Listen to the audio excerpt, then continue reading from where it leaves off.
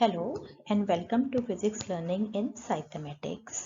मैं निशी गुप्ता और हम पढ़ रहे हैं क्लास 12th फिजिक्स का 10th चैप्टर वेव ऑप्टिक्स। और आज का हमारा टॉपिक है यंग्स डबल स्लिट एक्सपेरिमेंट। तो लास्ट टर्न पे हमने इंटरफेरेंस ऑफ लाइट पढ़ा था, जिसको कि सबसे पहले ऑब्जर्व किया था थॉमस यंग ने 1801 में अपने एक बहुत ही सिंपल एक्सपेरिमेंट से। एक रे ऑफ सनलाइट जो कि डार्क रूम में जा रही थी, उसमें उसके सामने उन्होंने एक डार्क स्क्रीन रख दी जिसमें कि दो पिन होल्स, बहुत ही छोटे छोटे होल्स बना दिए। और जब लाइट उन होल्स से पास होकर आगे बढ़ती है तो आगे कुछ दूरी पर उन्होंने एक स्क्रीन रख दी, वाइट स्क्रीन। तो उसके ऊपर उनको इंटरफ्रेंस का पैटर्न दिखाई दिया, यानी कि कहीं पर जो लाइट की इंटेंसिटी ज़्यादा हो जाती है, कहीं पर इंटेंसिटी कम हो जाती है, यानी कि उनको अल्टरनेट डार्क और ब्राइट फ्रिंजेस दिखाई दी। तो ये जो एक्सपेरिमेंट है यंग्स का डबल स्लिट एक्सपेरिमेंट, इसको डिटेल में समझते हैं कैसे कैसे है ये। The British physicist Thomas young used N ingenious technique to log the faces of the waves emanating from S1 and S2। जो S1 और S2 दो होल्स या दो स्लिट्स थी, उनसे जो वेव्स आ रही है उनकी फेस को उसने लॉक कर दिया। कैसे लॉक किया इसको समझते हैं। He made two pinholes S1 and S2 very close to each other on an opaque screen. These were illuminated by another pinhole that was in turn lit by a bright source। यहाँ पे एक source रख दिया, source के सामने एक pin hole S और S के सामने एक पिन है। जो दो पिन होल्स बनाए उन्होंने स्क्रीन पे S1 S2 इस तरह से बनाए कि वो S से इक्विडिस्टेंट है।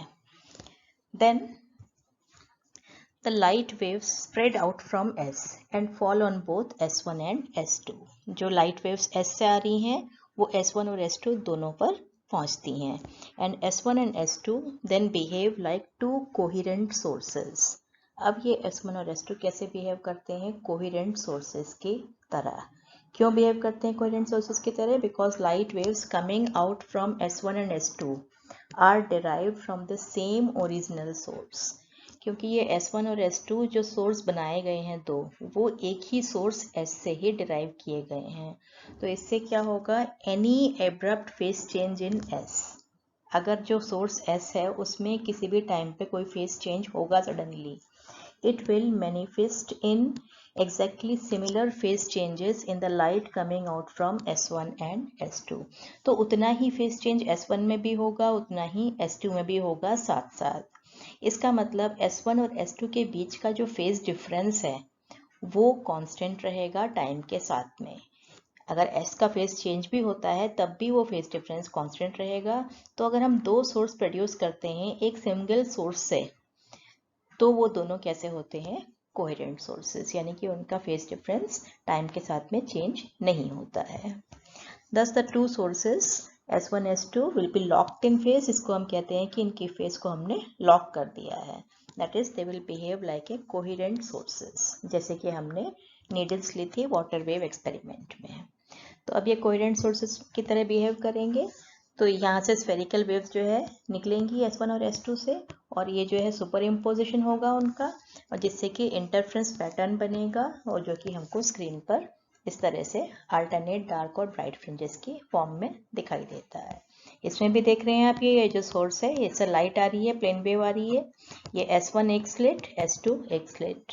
तो जब ये S1 S2 से पास होती है तो स्फेरिकल वेव फ्रंट्स इमर्ज होते हैं इसमें से, और ये इंटरफियर करते हैं, जिससे कि यहाँ पर जो हम स्क्रीन रखेंगे उस पर हमको अल्टरनेट डार्क और ब्राइट फ्रिंजेस दिखाई देंगी या इंटरफ्रेंस पैटर्न दिखाई देगा।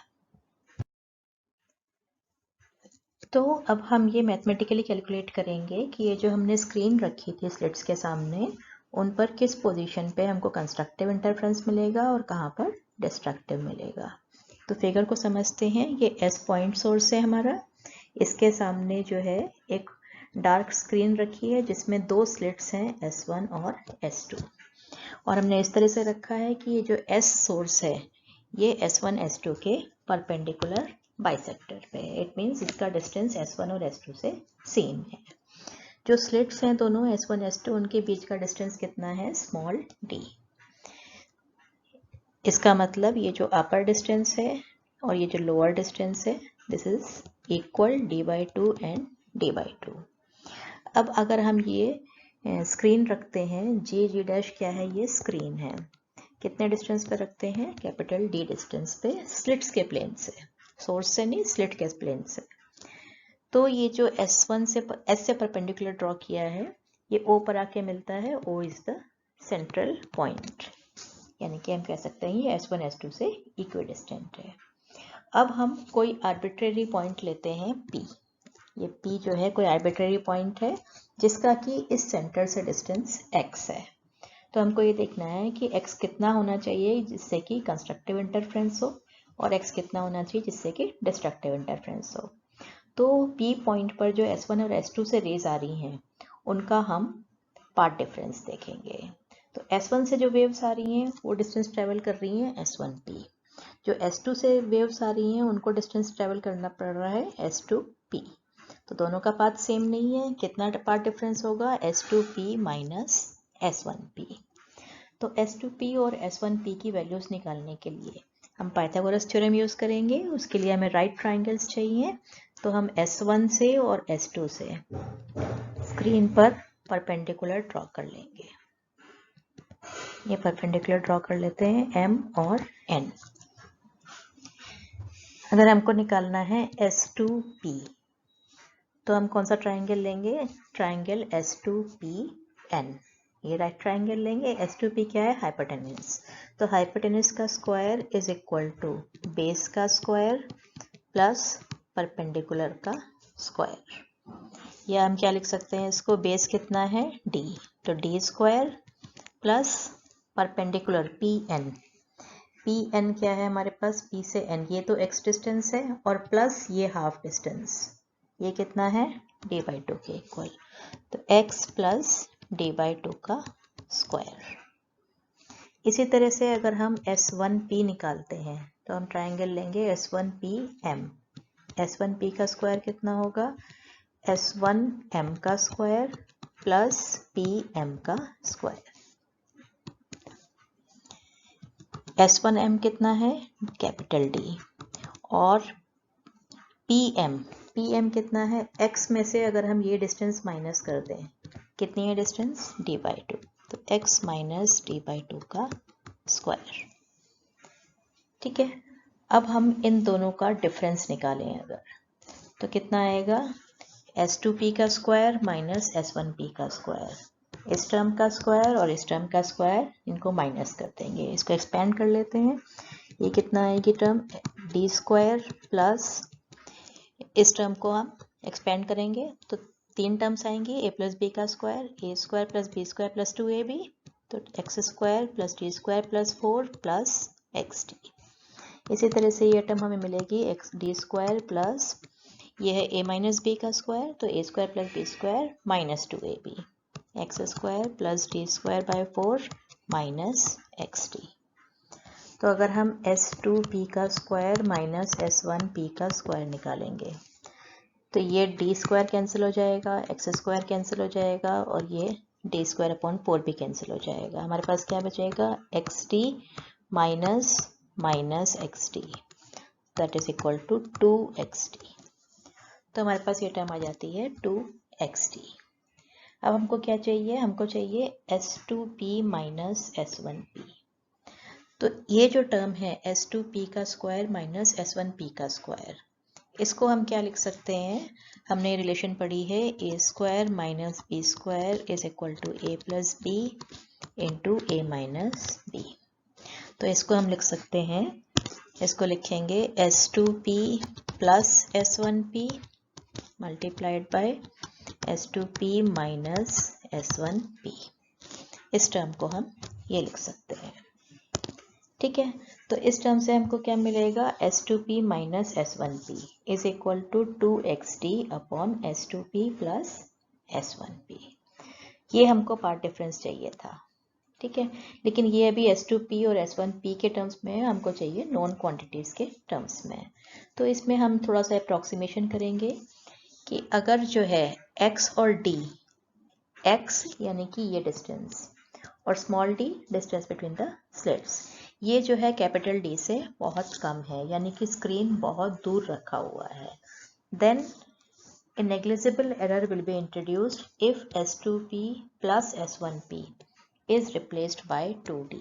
इसको हम 2D से रिप्लेस कर सकते हैं, यानी कि D plus D 2D लिख सकते हैं। फॉर एग्जाम्पल, अगर हमने D को 0.1 सेंटीमीटर ले लिया है, OP को 1 सेंटीमीटर लिया है और D को हमने बहुत ज़्यादा लिया है, that is 100 centimetre as compare to this two terms. तो अगर हम S2P माइनस S1P निकालते हैं, कितना आएगा? S2P plus S1P is equal to, S2P निकालने के लिए ये जो टर्म है इसका स्क्वायर रूट, और S1P निकालने के लिए इस टर्म का स्क्वायर रूट। तो इसका स्क्वायर रूट और इसका स्क्वायर रूट कितना आता है? 200, और जो कि किसके इक्वल है? That is equal to 2 into 100, 200। ठीक है, कितनी एरर आती है? ये 200.01 है, ये 200। अगर हम एरर निकालें तो परसेंटेज एरर इसमें सिर्फ 0.005% आती है। तो हम इसको अप्रॉक्सीमेट कर सकते हैं। इसको हम क्या लिख सकते हैं? d plus D, it means 2d। It can be written as 2xd upon 2d। तो 2 कैंसिल हो जाएगा, पार्ट डिफरेंस कितना बचा हमारे पास? xd upon d। तो the path difference is xd upon d। अब कंस्ट्रक्टिव और डिस्ट्रक्टिव इंटरफेरेंस के लिए कंडीशंस लास्ट टाइम पे पढ़ी थी हमने। कंस्ट्रक्टिव इंटरफेरेंस कब होता है? जब ये पार्ट डिफरेंस लैम्डा का इंटीग्रल मल्टीपल है। xd upon d path difference था, that is equal to n lambda, या हम लिख सकते हैं x is equal to n into d lambda upon d, जहाँ पे n की वैल्यू क्या है? 0 plus minus 1 plus minus 2 etcetera. या हम लिख सकते हैं इन पॉइंट्स पे, कौन से पॉइंट्स पे? हम वैल्यूज रख लेते हैं। x इज इक्वल टू, अगर 0 रखेंगे तो 0 मिलेगा हमको यहाँ पे, n की जगह प्लस माइनस 1 रखेंगे तो plus minus D lambda upon d, plus minus 2 रखेंगे तो plus minus 2 d lambda upon d, and so on. इन सब पॉइंट्स पे क्या मिलेगा हमको? कंस्ट्रक्टिव इंटरफेरेंस, यानी कि ब्राइट फ्रिंज। ये सेंट्रल पॉइंट है, ये S है, यहाँ से हमने परपेंडिकुलर ड्रॉ किया है S1 S2, ये सेंट्रल पॉइंट है हमारा O। तो इस पे हमको क्या मिलेगा? Bright fringe, x is equal to 0। इसके बाद हमको ब्राइट फ्रिंज किस डिस्टेंस पे मिलेगी? This one is x is equal to D lambda upon D. इधर जो लोअर साइड में होगी that is x is equal to minus D lambda upon D. अगली ब्राइट फ्रिंज कहाँ मिलेगी? ये फर्स्ट ब्राइट फ्रिंज है, ये इसको हम x1 लिख सकते हैं। x2 ये कहाँ मिलेगी हमको? x2 that is equal to 2d lambda upon D. Lower side में भी ये x1 और ये x2, x2 is equal to minus 2d lambda upon D. हम अपर डिस्टेंसेस को, ये जो रेफरेंस है इसको सेंट्रल पॉइंट को रेफरेंस लेके जो अपर में डिस्टेंस है उनको हम पॉजिटिव ले रहे हैं और जो लोअर में है उनको हम नेगेटिव से शो कर रहे हैं। तो ये तो हो गई डार्क फ्रिंजेस, ब्राइट फ्रिंजेस, यानी कि कंस्ट्रक्टिव इंटरफेरेंस। डिस्ट्रक्टिव इंटरफेरेंस की कंडीशन क्या होती है? ये जो पार्ट डिफरेंस हमने निकाला है वो क्या होना चाहिए? लैम्डा बाय 2 का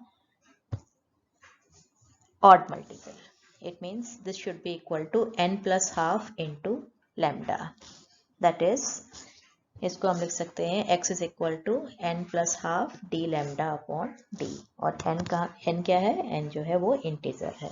तो इससे अगर हम डार्क फ्रिंजेस की पोजीशन निकालें, n की जगह 0 रखेंगे तो क्या मिलेगा? d lambda upon 2d। Then n की जगह 1 रखेंगे तो we'll get 3d lambda upon 2d, then 5d lambda upon 2d, and so on। यानी कि डार्क फ्रिंजेस कहाँ बन रही है? पहली बन रही है d lambda upon 2d, यानी कि इन दोनों के बीच में। यहाँ पे जो x है that is d lambda upon 2d। इसी तरह से लोअर साइड में d lambda upon 2d। फिर अगली डार्क फ्रिंज कहाँ बन रही है? 3/2 D lambda by D, means 1.5 D lambda upon D. कहाँ पे आएगा? ये इन दोनों के बीच में, 3 D lambda upon 2d। This one is 3 D lambda upon 2d।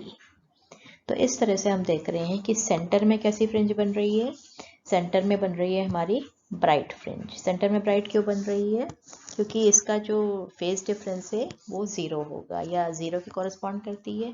S1 से O तक का डिस्टेंस और S2 से O तक का डिस्टेंस बराबर होगा। तो बराबर होगा तो क्या होगा? फेज डिफरेंस 0 होगा। फेज डिफरेंस 0 होगा या पार्ट डिफरेंस 0 होगा, और 0 किसको कॉरेस्पॉन्ड करता है? जब कंस्ट्रक्टिव इंटरफेरेंस होता है। तो यहाँ ब्राइट बनेगी, ब्राइट के बाद फिर alternate dark bright, lower side में भी dark bright and dark bright. तो ये पैटर्न हमको जो है इस एक्सपेरिमेंट में मिलता है। अब इन फ्रिंजेस की विड्थ क्या है, इनकी स्पेसिंग क्या है, वो निकालते हैं। स्पेसिंग निकालने के लिए हम देखते हैं कि ये इक्वली स्पेस्ड होती हैं, और स्पेसिंग निकालने के लिए हम किन्हीं भी दो कंसेक्यूटिव फ्रिंजेस का, डार्क का या ब्राइट का, उनके बीच का डिस्टेंस निकाल सकते हैं। और इस स्पेसिंग को हम क्या बोलते हैं? That is called fringe width, जिसको हम बीटा से रिप्रेजेंट करते हैं। तो n+1 फ्रिंज और nth फ्रिंज की पोजीशन अगर हम उनको माइनस कर दें, we will get the fringe width. कितनी आती है fringe width? Is equal to capital D lambda upon D। ये निकाल के देख सकते हैं। अगर हम ब्राइट से देखते हैं, ब्राइट की पोजीशन क्या होती है? ब्राइट के लिए होता है x is equal to ND lambda upon D। तो अगर हम xn-1 और xn करेंगे तो कितना आएगा हमारे पास? Beta is equal to n+1 d lambda upon d, ये तो n+1 की पोजीशन हो गई, minus ND lambda upon d। तो इसको अगर हम सॉल्व करते हैं, d lambda upon d common ले लेंगे, कितना बचेगा हमारे पास? n+1 माइनस n कैंसिल हो जाएगा, तो कितनी फ्रिंज विड्थ आ गई? d lambda upon d। इसी तरह से हम डार्क के लिए भी निकाल सकते हैं। अगर हम डार्क लेते हैं, डार्क की पोजीशन क्या होती है? n+12 d lambda upon d। तो अगर हम बीटा निकालेंगे n+1 फ्रिंज की, तो n की जगह n+1 लिखेंगे, n+1 plus half d lambda upon d, minus nth fringe के लिए n+12 d lambda upon d। या अगर हम d lambda upon d common ले लें तो ब्रैकेट में कितना बचता है? n+1 plus half minus n minus half.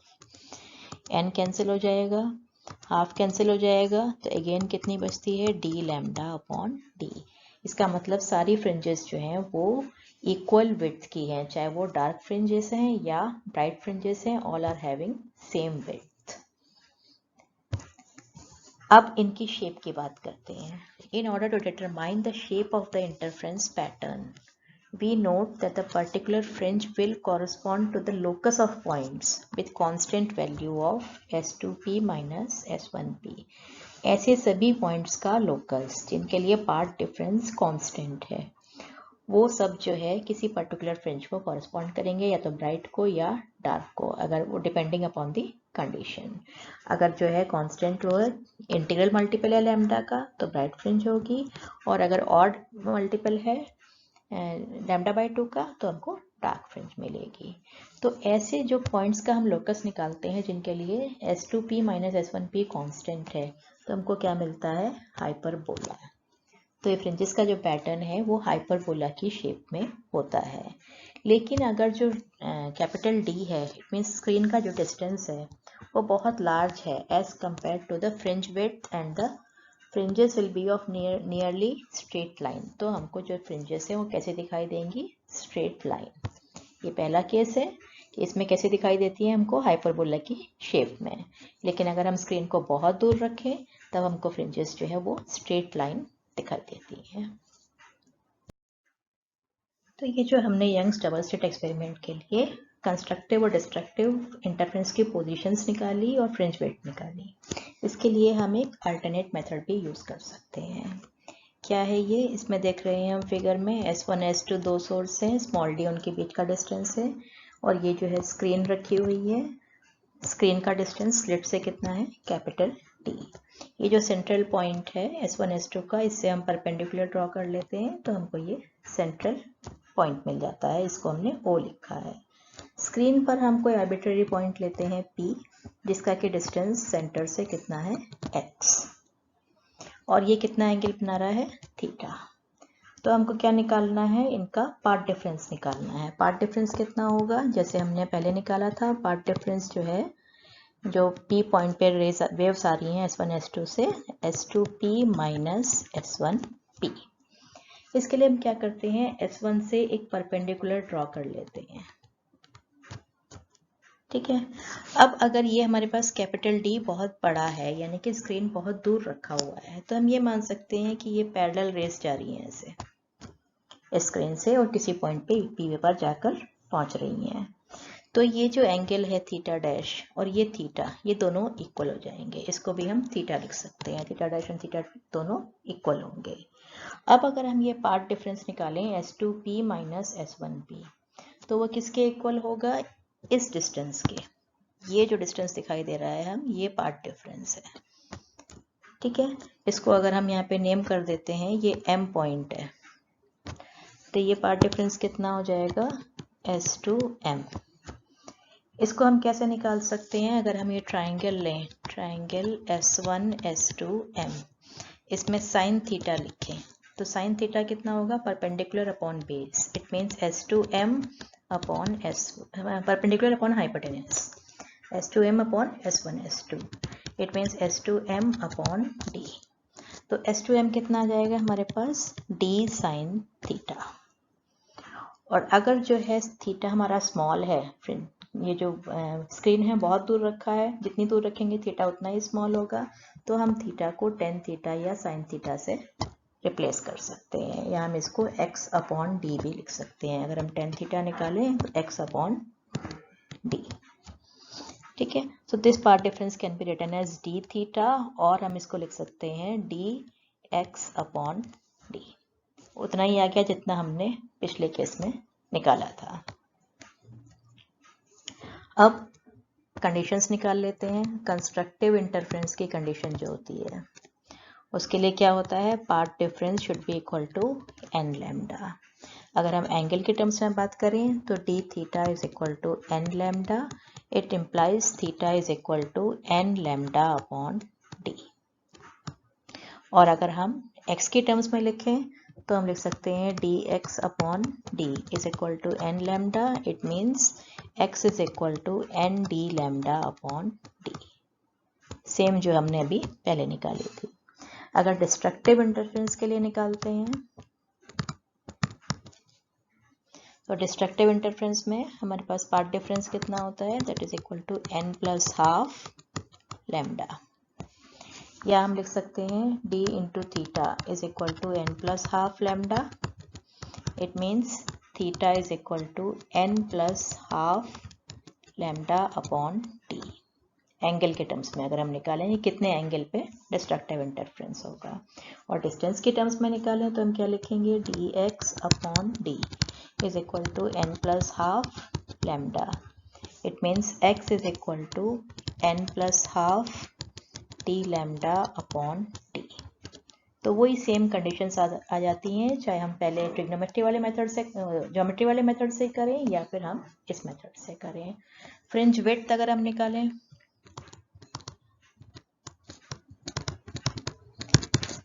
तो सेम उतनी ही आ जाएगी, सेम इक्वेशन से। तो फ्रिंज विड्थ कितनी आएगी हमारे पास, beta is equal to D lambda upon d, यानी कि जो फ्रिंजेस बनेगी उनकी विड्थ कितनी होगी। इस विड्थ को हम बोलते हैं लीनियर विड्थ, क्योंकि यहाँ से हम निकाल रहे हैं कि कितनी चौड़ी फ्रिंजेस होंगी, कितनी ब्रेड्थ होगी इनकी। अगर एंगल के टर्म्स में बात करें तो हम इसको लिखेंगे fringe width, angular fringe width. अगर हम एंगुलर फ्रिंज विड्थ निकालें तो n+1 और n दोनों फ्रिंजेस का एंगल माइनस कर देंगे तो कितना आएगा हमारे पास, लैम्डा अपॉन डी। तो हम देख रहे हैं कि एंगुलर फ्रिंज विड्थ जो है वो कैपिटल डी पर डिपेंड नहीं करती है, जबकि लीनियर फ्रिंज विड्थ वो कैपिटल डी पर भी डिपेंड करती है, लैम्डा और स्मॉल डी के साथ साथ। अब इंटरफ्रेंस डिस्ट्रीब्यूशन इन फ्रिंजेस का ड्रॉ कर लेते हैं। बन रही है, ये सेंट्रल फ्रिंज है, ये फर्स्ट ब्राइट, ये सेकंड ब्राइट, इसी तरह से दूसरी साइड में फर्स्ट ब्राइट और सेकंड ब्राइट। तो अगर हम ग्राफ ड्रॉ करें, इधर इंटेंसिटी वाई एक्सिस पे और इधर हमने लिया है पाथ डिफरेंस। तो जहाँ पे पाथ डिफरेंस 0 है सेंट्रल पॉइंट पे, वहाँ पे कौन सी बन रही है, ब्राइट फ्रिंज, इंटेंसिटी मैक्सिमम।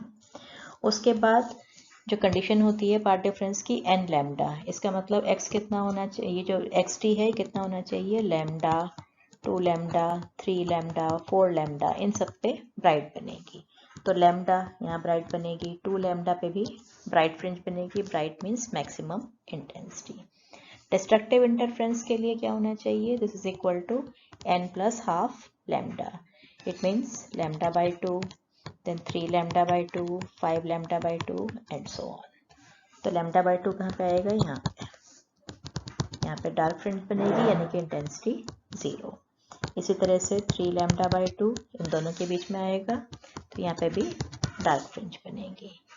इसको हम डिस्टेंस के टर्म्स में भी लिख सकते हैं। अगर हम डिस्टेंस के टर्म्स में लिखेंगे तो हम कैसे मार्क करेंगे, डिस्टेंस फ्रॉम सेंटर। तो ये x जो है 0 है तो ब्राइट फ्रिंज बन रही है। अगली ब्राइट कहाँ बनती है, d lambda upon d। Next bright 2d lambda upon d। इसी तरह से हम यहाँ मार्क कर सकते हैं d lambda upon d, 2d lambda upon d। तो that is the position of bright and dark fringes and the intensity pattern in Young's double slit experiment. इसमें हम क्या देख रहे हैं, फ्रिंज विड्थ कैसे चेंज हो रही है। अगर हम changing the distance between the slits के बीच का डिस्टेंस चेंज करते हैं, तो ये लीनियर विड्थ और एंगुलर विड्थ कैसे चेंज होती है। लीनियर विड्थ हम देख रहे हैं किसके प्रोपोर्शनल है, 1 अपॉन डी, और एंगुलर विड्थ भी 1 अपॉन डी के प्रोपोर्शनल है। तो अगर हम डी को इंक्रीज करेंगे तो क्या होंगी, दोनों ही डिक्रीज हो जाएंगी, लीनियर विड्थ भी और एंगुलर विड्थ भी। आप देख रहे हैं जैसे हम डी को इंक्रीज करते हैं विड्थ डिक्रीज हो रही है। अगर हम स्लिट और स्क्रीन के बीच का डिस्टेंस चेंज करते हैं, यानी कि कैपिटल डी, तब क्या होता है, हम फ्रिंज विड्थ की बात करें लीनियर की, तो it is proportional to D, and fringe width angular it is independent of D, ये डी पे डिपेंड नहीं करती है, कैपिटल डी पे। तो जैसे जैसे हम स्क्रीन को दूर ले जाते हैं, फ्रिंज विड्थ बढ़ती जाती है, लीनियर विड्थ, लेकिन एंगुलर विड्थ में कोई चेंज नहीं होता है। Then changing the wavelength of the light source, जो हम लाइट यूज कर रहे हैं अगर उसकी वेवलेंथ चेंज करें तो क्या होगा, ये जो लीनियर फ्रिंज विड्थ है ये भी वेवलेंथ पर डिपेंड करती है, एंगुलर फ्रिंज विड्थ वो भी वेवलेंथ पर डिपेंड करती है। कैसे, डायरेक्ट वेरिएशन। तो अगर हम वेवलेंथ को इंक्रीज करते हैं तो फ्रिंज विड्थ इंक्रीज होगी, लीनियर भी और एंगुलर भी। हम देख रहे हैं जैसे हम वेवलेंथ को इंक्रीज करते हैं, यानी कि ब्लू से रेड की तरफ जाते हैं, तो क्या होता है, फ्रिंज विड्थ बढ़ती जाती है। Now, if the monochromatic source is replaced by a source of white light, monochromatic means single wavelength या single color। अगर हम सिंगल कलर यूज करने की बजाय वाइट लाइट यूज करें तो इंटरफ्रेंस पैटर्न पे क्या इफेक्ट होगा। The interference pattern due to the different component colors of white light will overlap। वो ओवरलैप करेगा, कैसे ओवरलैप करेगा वो, क्योंकि हमारे पास कंडक्शन जो कंस्ट्रक्टिव और डिस्ट्रक्टिव इंटरफ्रेंस की है वो वेवलेंथ पे डिपेंड करती है। कंस्ट्रक्टिव इंटरफ्रेंस की condition 2n d lambda upon D, lambda पे डिपेंड करती है और ये भी लैम्डा पे डिपेंड करती है। तो व्हाइट लाइट में डिफरेंट वेवलेंथ है, हर एक के लिए जो कंडीशन कंस्ट्रक्टिव या डिस्ट्रक्टिव की होगी उसके लिए x की अलग वैल्यू आएगी, यानी कि अलग अलग टेस्ट पे सेटिस्फाई होगी। तो सेंटर में क्या होगा, the central bright fringe for different colours are at the same position, क्योंकि सेंटर में x कितना होता है 0, तो वो वेवलेंथ पर डिपेंड नहीं करता है। सभी वेवलेंथ्स ब्लू से लेके रेड तक की जितनी भी वेवलेंथ्स हैं सब जो है वो सेंटर पे कैसा इंटरफ्रेंस होगा, कंस्ट्रक्टिव इंटरफ्रेंस। तो हमको सब कुल मिला के हमको वाइट फ्रिंज दिखाई देगी। लेकिन जैसे ही हम सेंटर के दोनों तरफ बढ़ेंगे तो क्या होगा, हर एक कलर की जो कंडीशन है मैक्सिमा मिनिमा की वो अलग अलग पोजीशन पे सेटिस्फाई होगी। जैसे कि अगर हम ब्लू कलर के लिए देखते हैं तो ब्लू कलर की वेवलेंथ कितनी है, 4000 एंगस्ट्रॉम। तो उसके जो डिस्ट्रक्टिव इंटरफ्रेंस होगा वो कहाँ पर होगा, जहाँ पे पार्ट डिफरेंस λ/2 है, यानी कि अगर पार्ट डिफरेंस कितना है λ/2 कर दें that is equal to 2000 angstrom. इतनी डिस्टेंस पे है तो वहाँ पे क्या होगा, डिस्ट्रक्टिव, यानी कि ब्लू कलर वहाँ पर पहुँचेगा ही नहीं, तो हमको क्या दिखाई देगा, रेड कलर दिखाई देगा वहाँ पे। इसी तरह से अगर हम रेड लाइट के लिए निकालें, रेड लाइट की वेवलेंथ कितनी है 8000, तो रेड लाइट के लिए जो डिस्ट्रक्टिव इंटरफ्रेंस होगा उसके पार्ट डिफरेंस कितना λ/2 that is equal to 4000 angstrom पे। यहाँ पर जो है रेड लाइट बिल्कुल पहुँचेगी ही नहीं, तो वहाँ हमको ब्लू दिखाई देगी। तो जो सेंटर से हम दोनों तरफ जाएंगे तो पहले जो है ब्लू के लिए हमारी डिस्ट्रक्टिव इंटरफ्रेंस आएगा, यानी कि पहले रेड फ्रिंज आएगी और उसके बाद हमको ब्लू दिखाई देगी। So thus the fringe closest to the other side of the center white fringe is red and then farthest will be appear blue, and after a few fringes no clear fringe pattern is seen। कुछ fringes दिखाई देंगी, उसके बाद सबकी overlapping इतनी ज़्यादा हो जाएगी कि हमको कोई भी क्लियर पैटर्न दिखाई नहीं देगा। तो अब कुछ न्यूमेरिकल्स कर लेते हैं। In Young's double slit experiment the slits are separated by 0.28 millimetre.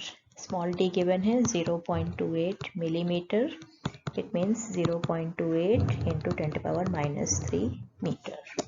Screen is placed 1.54 meter away, capital D is 1.4 meter. The distance between the central bright fringe and fourth bright fringe is measured to be 1.2 centimeter. इसका मतलब हमको fourth bright fringe जो bright है उसका distance given है, कितना है 1.2 centimetre, it means 1.2 into 10 to power minus 2 metre. और फोर्थ ब्राइट फ्रिंज हमको कहाँ मिलती है, हमारे पास कंडीशन जो होती है ब्राइट में that is ND lambda upon D। क्या मतलब है इसका, अगर हम फोर्थ निकालेंगे that will be 4D lambda upon D।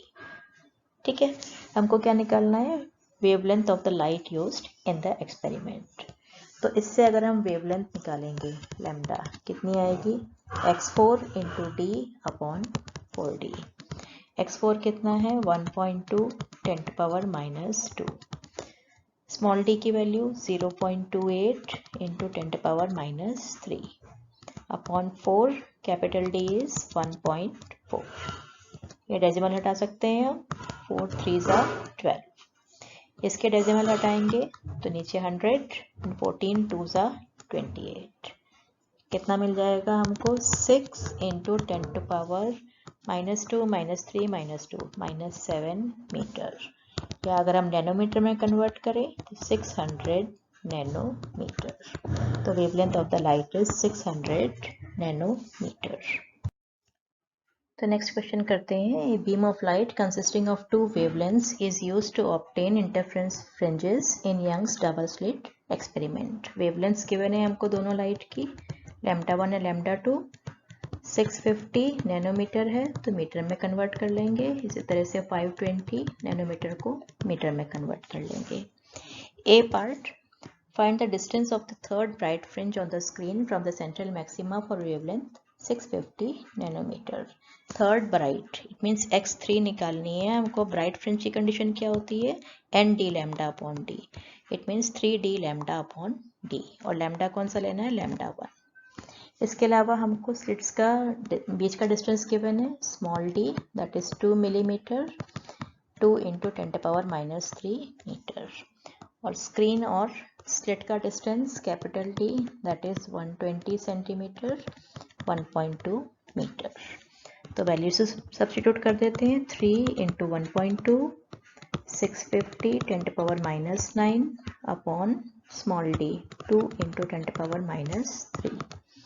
इसको सॉल्व कर लेंगे, we will get 1.17 10 to power minus 3 metre, या हम लिख सकते हैं 1.17 millimetre. B part, what is the least distance from the central maxima where the bright fringes due to both the wavelengths coincide। अगर हमने यहाँ पे स्क्रीन रखी है तो ये सेंटर है, तो सेंटर से कितने डिस्टेंस पे, मान लीजिए हम x डिस्टेंस पे लेते हैं, दोनों वेवलेंथ्स की जो ब्राइट फ्रिंज है वो कॉन्साइड करेगी। मिनिमम डिस्टेंस निकालनी है कि पहली वेवलेंथ की भी ब्राइट होगी और दूसरे की भी ब्राइट होगी।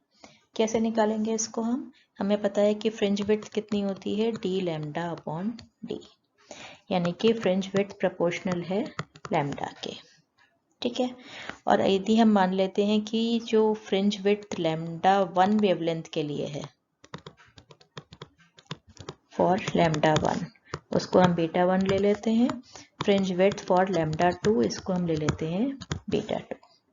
और हमको मालूम है कि lambda 1 is greater than lambda 2, this implies beta 1 is greater than beta 2। तो x डिस्टेंस पे अगर हम लैम्डा 1 वेवलेंथ की nth फ्रिंज को कंसिडर करते हैं, जो लैम्डा 1 वेवलेंथ है उसकी nth फ्रिंज आती है, तो लैम्डा 2 वेवलेंथ की कितनी आएगी, n+1, उससे थोड़ी सी ज़्यादा आएगी क्योंकि इसकी विड्थ जो है वो कम है। तो हम x डिस्टेंस को क्या लिख सकते हैं कि x can be written as n into beta 1 which is equal to n+1 into beta 2, ये लिख सकते हैं हम। या हम लिख सकते हैं n into lambda 1 is equal to n+1 lambda 2, या हम लिख सकते हैं n+1 upon n is equal to lambda 1 upon lambda 2। Lambda 1 की वैल्यू 650 10⁻⁹, लैम्डा 2 520 10⁻⁹, तो ये कैंसिल हो जाएगा। कितना मिलेगा हमको, 5/4। इसको अगर हम सॉल्व करेंगे we will get 5n is equal to 4n plus 4, it means n is equal to 4, यानी कि लैम्डा 1 की 4th फ्रिंज और लैम्डा 2 की 5th फ्रिंज जो है वो कॉन्साइड करेंगे। हमें निकालना है डिस्टेंस, यानी कि x निकालना है। x हम कैसे निकाल सकते हैं, n into beta 1, it means 4 into d lambda 1 upon D, या हम निकाल सकते हैं n+1 beta 2, it means 4 + 1 D lambda 2 upon D. चाहे हम इससे निकालें या इससे निकालें तो दोनों से कैलकुलेट करके देख लेंगे, 1.56 मिलीमीटर, इतने डिस्टेंस पे है, दोनों की ब्राइट फ्रिंजेस कॉन्साइड करेंगे। Next question. In a double slit experiment, the angular width of the fringe is 0.2 degree on a screen placed 1 meter away. जो screen है उसका distance है 1 meter. Wavelength of light used is 600 nanometer. 600 10⁻⁹ meter. और angular width given है, उसको अगर हम theta से represent करें, then angular width is 0.2 degree. What will be the angular width if the fringe if the entire experimental apparatus is immersed in water? अगर हम इसको वाटर में इमर्स कर दें तो फ्रिंज विड्थ क्या होगी? Take the refractive index of water to be 4/3। तो हमको पता है कि जो फ्रिंज विड्थ है, एंगुलर फ्रिंज विड्थ, अगर हम इसको थीटा से रिप्रेजेंट करें that is equal to lambda by D. Lambda पर डिपेंड करती है, और अगर पानी में हम इसको इमर्स कर देंगे तो लैम्डा चेंज हो जाएगा। ठीक है, तो ये जो हमको लैम्डा गिवन है ये एयर में गिवन है, ये जो विड्थ है ये भी एयर में गिवन है। अगर हम इसको वाटर में इमर्स कर देंगे तो लैम्डा चेंज हो जाएगा। कितना चेंज होगा वो हम कैसे निकालेंगे, रिफ्रैक्टिव इंडेक्स की हेल्प से। हमको गिवन है refractive index of water with respect to air is 4/3। अगर हम वेवलेंथ के टर्म्स में लिखें तो लैम्डा ए अपॉन लैम्डा डब्ल्यू, तो हम निकाल सकते हैं लैम्डा डब्ल्यू that is equal to 3/4 lambda a, इसके इक्वल होगा। अब फ्रिंज विड्थ की बात करते हैं। फ्रिंज विड्थ जो एयर में है that is equal to lambda A upon D. Fringe width जो वाटर में है that is equal to lambda W upon D. तो अगर हम इनको डिवाइड करें, theta W upon theta A that will be equal to lambda w upon lambda a, या हम लिख सकते हैं that is equal to 3/4। इस इक्वेशन से अगर हम निकालते हैं lambda w upon lambda a is equal to 3/4। this implies theta w upon theta a हमको given है 0.2 is equal to 3/4, or we can write theta w is equal to 3/4 into 0.2, इसको solve कर लेंगे, then the angular width in water will be 0.15 degree. तो आज के लिए इतना ही। नेक्स्ट टर्न पे हमारा टॉपिक होगा डिफ्रैक्शन ऑफ लाइट।